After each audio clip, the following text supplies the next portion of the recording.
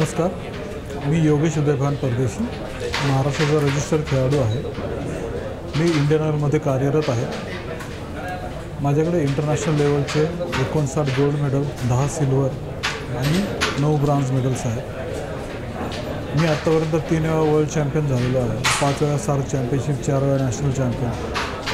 मला 2000-2001चा शिवछत्रपती पुरस्काराने मला 2000-2001च्या शिवछत्रपती क्रीडा पुरस्काराने सन्मानित केलेले आहे। आत्ताचा जो शासनाचा निर्णय आहे तो भविष्यातील येणाऱ्या खेळाडूंच्या दृष्टिकोनातून अतिशय दुर्दैवी घटना आहे। जो निर्णय घेतला आहे तो शासनाने कृपया त्या दृष्टिकोनातून विचार करावा, कारण carrom as a sports quota बरेचसे खेळाडू जॉबला लागतात। महाराष्ट्र कॅरम असोसिएशनची कारकीर्द पाहता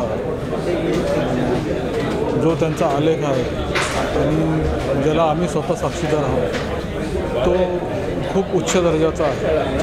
कारण मी गेले 33 वर्षे कॅरम खेळत आहे, तर मला त्या दृष्टिकोनात जो कॅरम मी आधी पाहिला आणि जो कॅरम मी आत्ता पाहतो आहे, महाराष्ट्रामध्ये आत्तापर्यंतच्या जेवढ्या टुर्नामेंट झाल्या आहेत त्या खूप उल्लेखनीय आहे आणि त्याची दखल आंतरराष्ट्रीय दर्जावरती पण घेतली जाते।